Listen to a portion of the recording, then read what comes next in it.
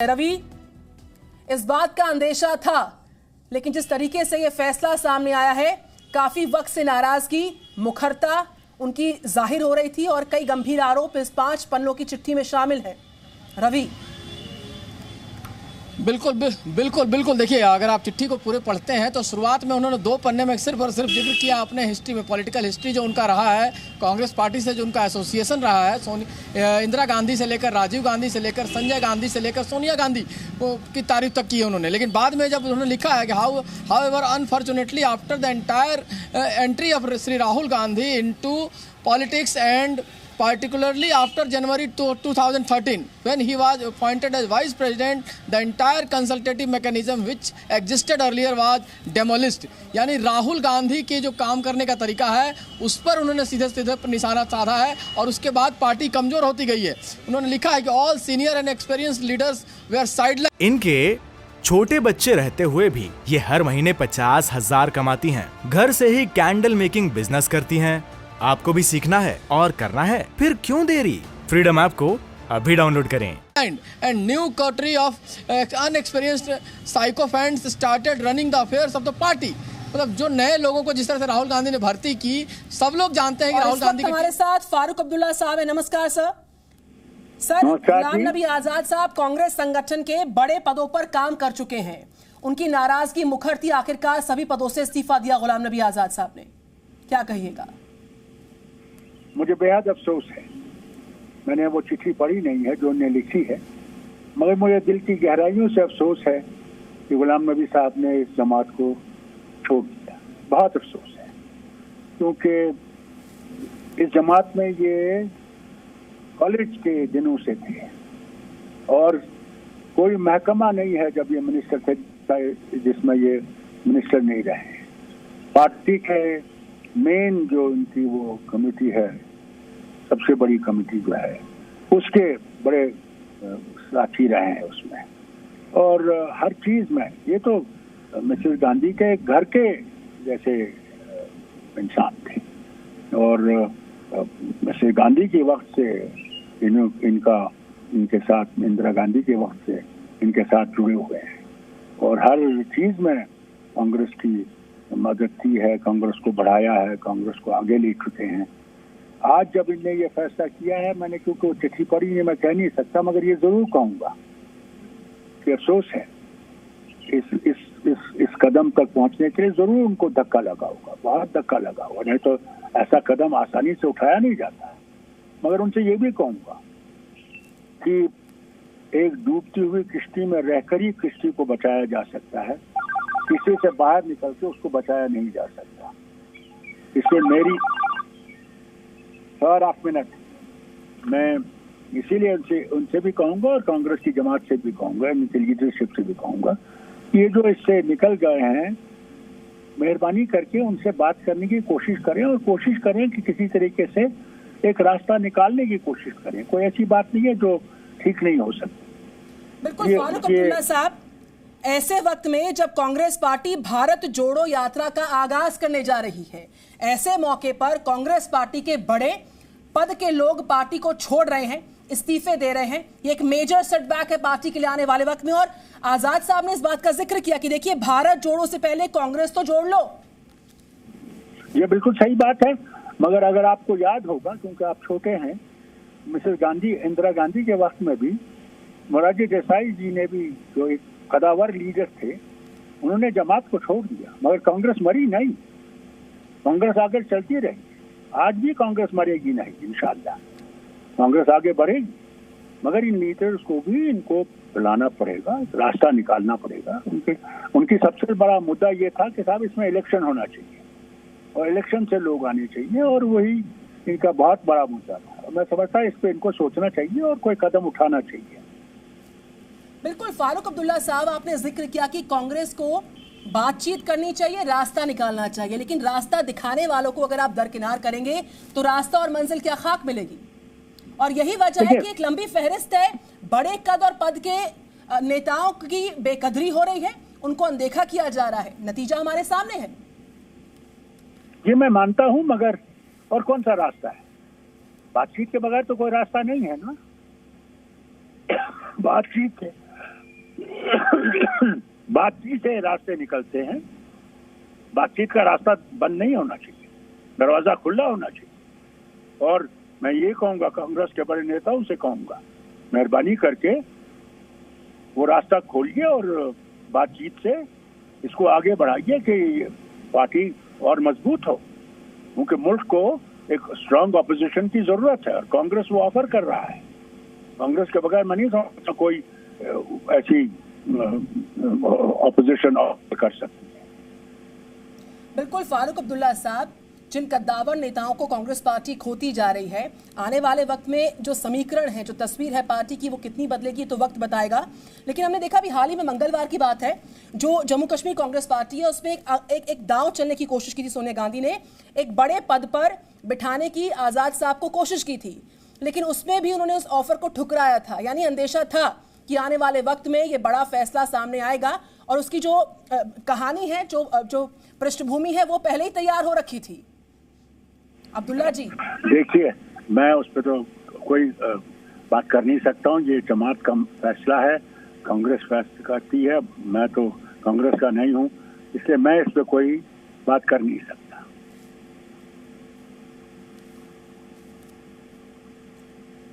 फारूक अब्दुल्ला साहब G23 के active member रहे हैं आजाद साहब।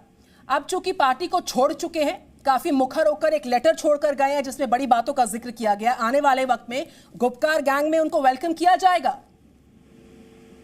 देखिए, ये आप दूर की सोच रहे हैं, हम गैंग नहीं है। ये गैंग लफ्ज मत इस्तेमाल करें। चलिए, आप हम लोग एक जमात गैंग नहीं कह लीजिए। खुदा के वास्ते ऐसी बात मत करिए जी। हाँ, वो क्या करेंगे वो उनका फैसला होगा। हम उनके फैसले में कुछ नहीं कर सकते। ये वो जो फैसला करेंगे वो उनकी मर्जी है। मैं उसमें कुछ भी नहीं कह सकता, ना मैं उनको कोई एडवाइस दे सकता हूँ, ना मैं कुछ कह सकता हूँ। मैं सिर्फ उनसे यही कहूँगा कि जहाँ भी रहें ठीक रहें और कोशिश करें कि मुल्क को सेकुलर कैरेक्टर में कोई तब्दीली ना आए, इसके फेडरल स्ट्रक्चर में कोई तब्दीली नहीं आए, उसके लिए काम करें, लोगों की बहबूदी के लिए काम करें, लोगों के लिए मिलन के लिए काम करें। मेरी यही एडवाइसिंग को, इससे सभा में कुछ नहीं कहता। फारूक अब्दुल्ला साहब, हाल ही में हमने देखा था, सुना था, प्रधानमंत्री नरेंद्र मोदी ने काफी सराहना की थी, काफी तारीफ की थी आजाद साहब की और भावुक भी हुए थे उस लम्हे पर। तो क्या हम अंदेशा लगा सकते हैं, क्या इस बात की सुगबुगाहट तेज है कि बहुत जल्द बीजेपी का हिस्सा हो सकते हैं आजाद साहब? मैं कैसे कहूँगा? मैं क्या जानता हूँ कि आजाद साहब के दिल में क्या है, वो क्या करना चाहते हैं? अब्दुल्ला जी, मैं कैसे कह सकता हूँ? मैं कयासों के आधार पर बात कर रही हूँ। बात की है न, मुझे आजाद साहब का ये फैसले का पता था, कुछ पता नहीं था।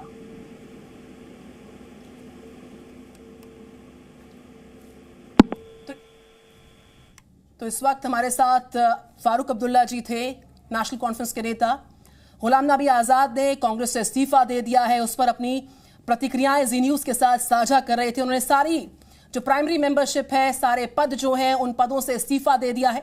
सोनिया गांधी को एक 5 पन्ने की चिट्ठी सौंपी है जिसमें राहुल गांधी, सोनिया गांधी, इन दोनों पर गंभीर आरोप लगाए हैं।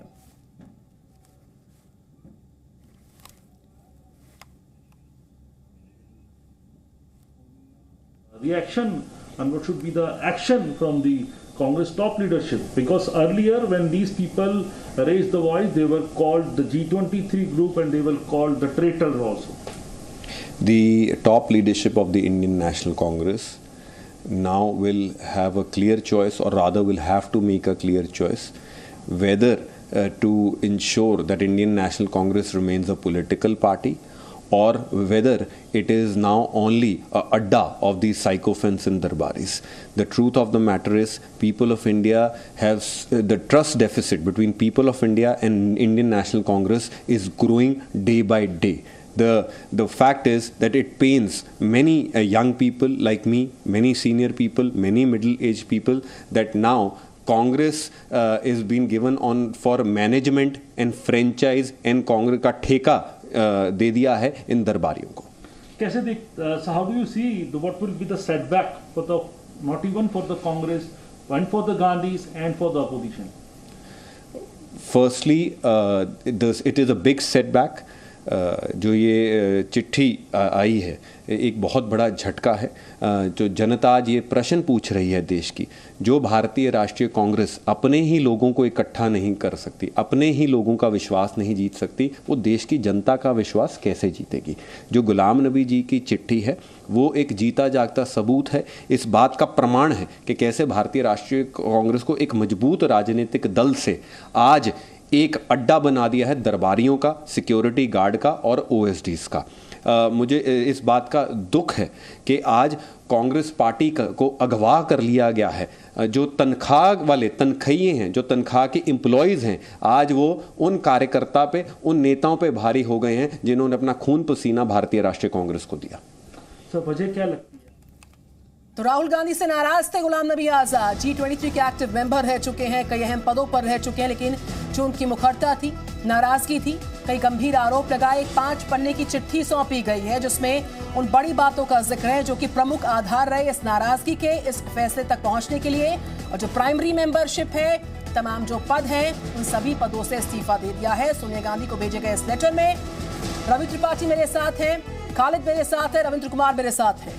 रवि त्रिपाठी, ऐसे वक्त में जब कांग्रेस पार्टी भारत जोड़ो यात्रा का आगाज करने जा रही है, उससे पहले कांग्रेस को एक मेजर सेटबैक लगता है कि बड़े कद और पद के नेता की कद्र नहीं हुई पार्टी में। यही वजह है कि आखिरकार सभी पदों से इस्तीफा देना पड़ गया। एक चिट्ठी छोड़े गए हैं आजाद साहब। बिल्कुल बिल्कुल, देखिए, और आजाद साहब ने कोई कांग्रेस पार्टी को एक बार कह के नहीं छोड़ा है, तमाम बार लगातार वो सुझाव देते रहे, नसीहत देते रहे कि पार्टी में सीनियर नेताओं की बेकदरी हो रही है, उनको नहीं पूछा जा रहा। उन्होंने चिट्ठी में भी लिखा है कि 2013 के बाद आप पार्टी के सीनियर नेताओं को इग्नोर करते रहे और जो टुटपुंजिया नेता थे उनको कहीं ना कहीं पार्टी में आप तवज्जो देते रहे। ये भी लिखा है कि जो फैसले लिए जाते हैं वो राहुल गांधी के पीए और सिक्योरिटी लेवल के लोग फैसले ले रहे हैं, तो इस पार्टी का क्या होने वाला है। तो कहीं ना कहीं बार बार उनको बताना, G23 का मकसद भी ये था कि पार्टी को में जो कमियां हैं उसको स्ट्रेंथन करना, उनको सुझाव देना, उनको सलाह देना। और ये बार बार गुलाम नबी आजाद कहते रहे। अभी देखिए, थोड़ी दिन पहले जो आज़ादी गौरव यात्रा निकली थी उसमें राहुल गांधी के साथ पैदल आप गुलाम नबी आजाद को देख सकते हैं कि लगभग 2 किलोमीटर का रास्ता तय किया था उन्होंने 15 अगस्त के दिन। गुलाम नबी आजाद आगे आगे थे उनके साथ, राहुल गांधी के साथ और प्रियंका गांधी के साथ। आप देखिए कि उसमें आनंद शर्मा थे, जो आनंद शर्मा की बारी भी है। अब आने वाले समय में आनंद शर्मा का इस्तीफा भी आपको देखने को मिलेगा, क्योंकि G23 के जो सीनियर नेता हैं वो धीरे धीरे करके पार्टी छोड़ेंगे। उनकी बेकदरी भी की गई है, उनकी बात भी नहीं सुनी गई है और उनको कहीं ना कहीं बेइज्जत किया गया है, ये उनका आरोप है। इस वजह से वो पार्टी छोड़ के जा रहे हैं। और राहुल गांधी तो कर ही रहे हैं, सोनिया गांधी ने इन सब पर आंख मूंद ली है। आज की बात यह है कि गुलाम नबी आजाद ने भले ही चिट्ठी लिखा हो सोनिया गांधी को, लेकिन सोनिया गांधी देश में नहीं है, सोनिया गांधी विदेश में है, राहुल गांधी विदेश में है, प्रियंका गांधी विदेश में है और भारत जोड़ो यात्रा 7 तारीख से शुरू होनी है। 4 तारीख को राहुल गांधी लौट कर आएंगे। जम्मू कश्मीर कांग्रेस पार्टी में मंगलवार को कुछ बड़े बदलाव हुए थे। जो अनुभवी नेता हैं, जो बड़े कद और पद के नेता हैं, उन सबको एक साथ लाने की कोशिश हुई कि पार्टी को सुधारा जा सके राज्य स्तर पर भी। जो पद दिया जाता है यहाँ पर गुलाम नबी आजाद साहब को, उसके ऐलान के कुछ घंटों के बाद वो इस्तीफा दे देते हैं। एक कोशिश की गई थी मनाने की, लेकिन वो कोशिश विफल साबित हुई और आखिरकार नतीजा हमारे सामने। खालिद,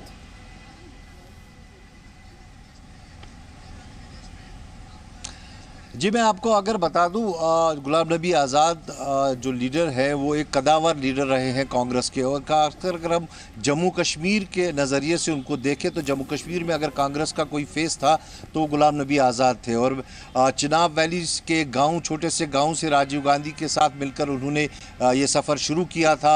जम्मू कश्मीर यूथ का जो कांग्रेस आए थे उसके प्रेसिडेंट अध्यक्ष रहे काफ़ी साल, उसके बाद वो केंद्र में चले गए। लेकिन गुलाम नबी आज़ाद की एक अच्छी पकड़ है जम्मू कश्मीर में, और ये नहीं भूलना चाहिए कि आने वाला वक्त जो है जम्मू कश्मीर में चुनाव का है।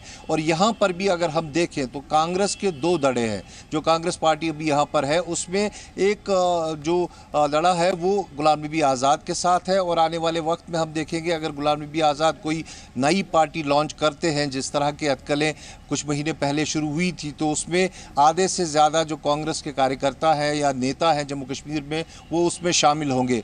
और यहाँ पर जब भी हमने पिछले कुछ महीनों से देखा है, जब भी गुलाम नबी आज़ाद ने कुछ बोला है तो उन्होंने कभी भी राहुल गांधी का जिक्र नहीं किया है, वो सोनिया गांधी तक ही रुके हैं।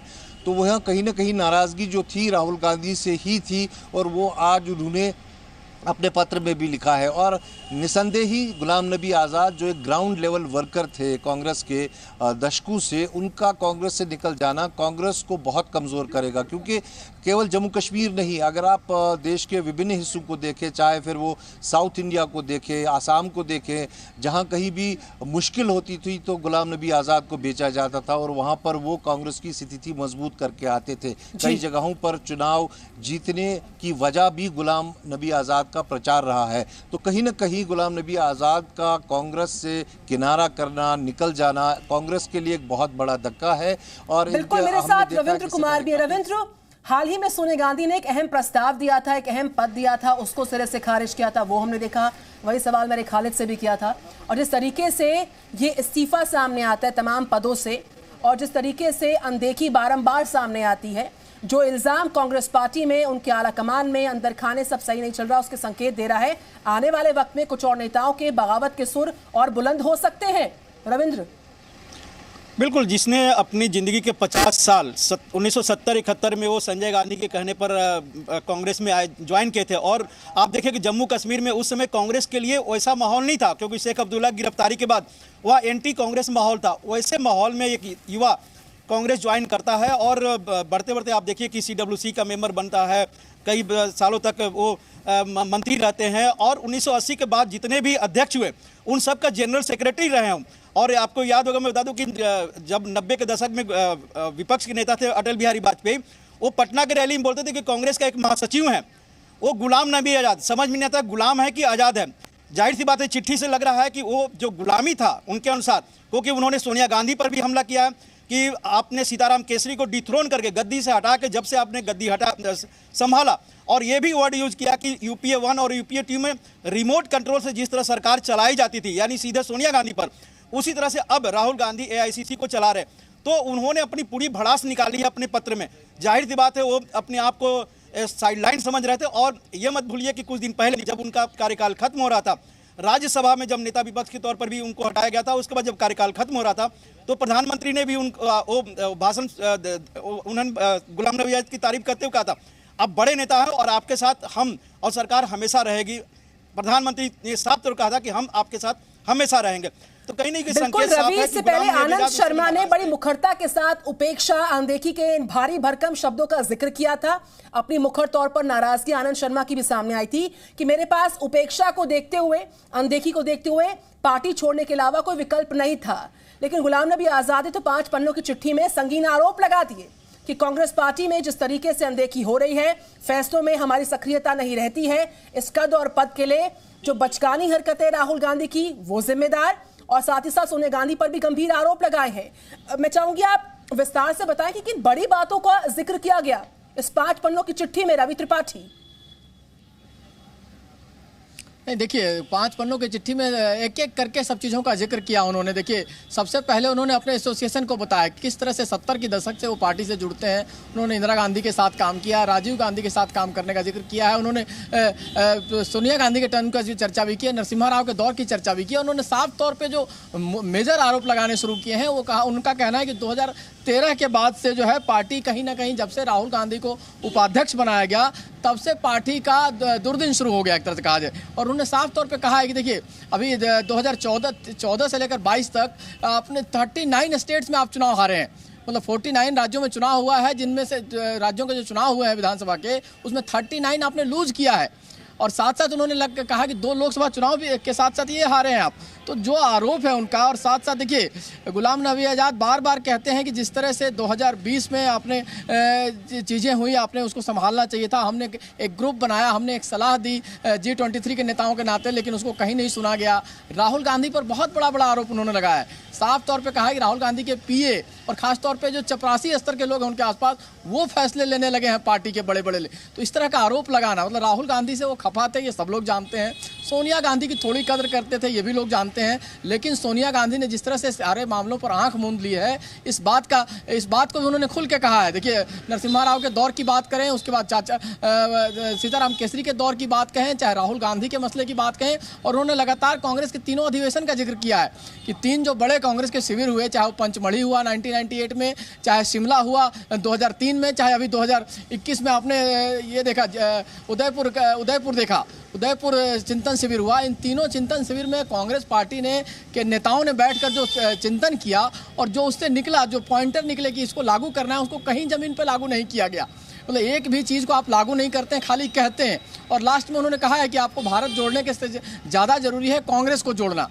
क्या भारत जोड़ो अभियान पे जो निकल रहे हैं उससे पहले आपको कांग्रेस को जोड़ना चाहिए। तो तमाम आरोप भी लगाए उन्होंने और साफ साफ अपनी बात कह दी। देखिए गुलाम नबी आज़ाद के पास बहुत ऑप्शन नहीं बच रहा था। जिस तरह से उनको दरकिनार किया गया, राज्यसभा के विपक्ष के नेता से हटाया गया, राज्यसभा में उनको दोबारा नहीं लाया गया, पार्टी में कोई अहम पोस्ट नहीं दी जा रही थी। इनके छोटे बच्चे रहते हुए भी ये हर महीने 50,000 कमाती हैं। घर से ही कैंडल मेकिंग बिजनेस करती हैं। आपको भी सीखना है और करना है, फिर क्यों देरी? फ्रीडम ऐप को अभी डाउनलोड करें।